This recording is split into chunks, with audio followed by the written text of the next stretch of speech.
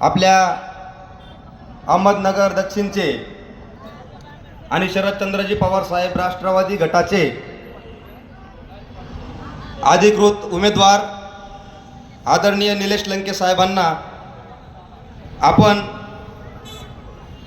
तुतारी वाजवणारा माणूस या चिन्हासमोरील बटन दाबून मोठ्या संख्येनं निवडून देण्यासाठी आपल्या सर्वांना आपल्या परिसरामध्ये आपल्या परिसरातील लोकांना नातेवाईकांना सर्वांमध्ये जागृती करायची आहे।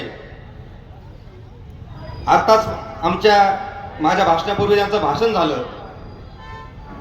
खूप गंभीर असे प्रश्न आहेत। मी स्वतः मागच्या 1-2 महिन्यापूर्वी पाथर्डीमध्ये दूध आंदोलन केलं आणि त्या ठिकाणी आम्ही हजारो लिटर दूध रस्त्यावर ओतलं, कारण राज्य सरकारचा भाव दुधाला 3.5 आणि 8.5 SNF असणाऱ्या दुधाला राज्य सरकारचा जो भाव होता तो 34 रुपये प्रति लिटर असा होता, परंतु प्रत्यक्षात मात्र दूध उत्पादक शेतकऱ्यांच्या हातामध्ये 20 ते 22 रुपये पडायचे आणि पडत आहेत। मी त्यावेळेस विखे पाटलांना आंदोलनाच्या माध्यमातून प्रश्न विचारला की साहेब, राज्य सरकारचा भाव जर 34 रुपये आहे आणि आमच्या शेतकऱ्यांच्या हातामध्ये जर 20-22 रुपये पडतात, तर हा जी मधला जो मोठा गॅप आहे, ही मधली मलाई कोण खातं नेमकी, हे आम्हाला कळलं पाहिजे। परंतु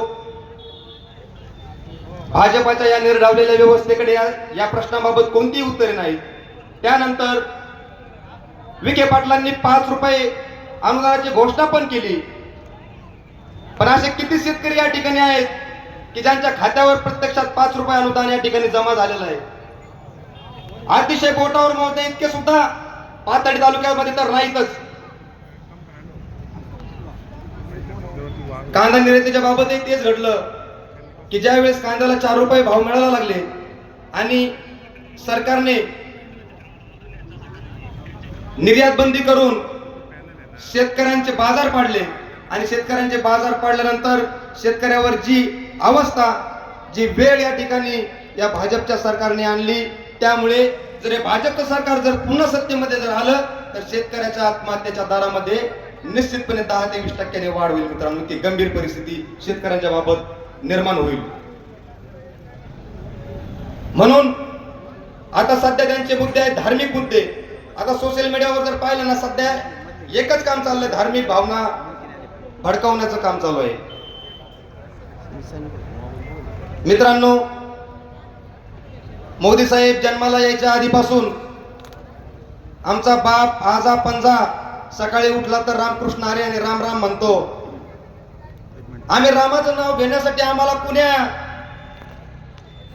संघवादी भाजपवादी लोकांची सांगण्याची गरज नाहीये। अरे, पहिल्यांदा तुम्ही धर्माचं पालन करायला शिका। या देशातल्या 4 शंकराचार्याच्या आदेशाला झुगारून तुम्ही अवैध पद्धतीनं, ज्याचा शास्त्राला सुद्धा विरोध आहे, अशा पद्धतीनं लोकसभेचं इलेक्शन डोळ्यासमोर ठेवून राम मंदिराचं उद्घाटन करतात। याच्यापेक्षा रामाचा अपमान करणारा हा भारतीय जनता पार्टी हा जो पक्ष आहे, रामाचा अपमान करणारा हा पक्ष आहे। म्हणून अनेक वक्ते या ठिकाणी बोलणार आहेत। मी थोडस वेळेचं भान ठेवून एक शेवट करतोय। येत्या 13 तारखेला आपल्याला ही जी व्यवस्था आपण या ठिकाणी उभी केलेली आहे, या व्यवस्थेला, या भाजपच्या शेतकरी विरोधी या सरकारी व्यवस्थेला हाणून पाडण्याचं काम आणि आदरणीय निलेश लंके साहेबांना लोकसभेमध्ये पाठवण्याचं काम तुम्हा आम्हा शेतकऱ्यांना करायचंय, मोठ्या ताकदीनं काम करायचं आहे।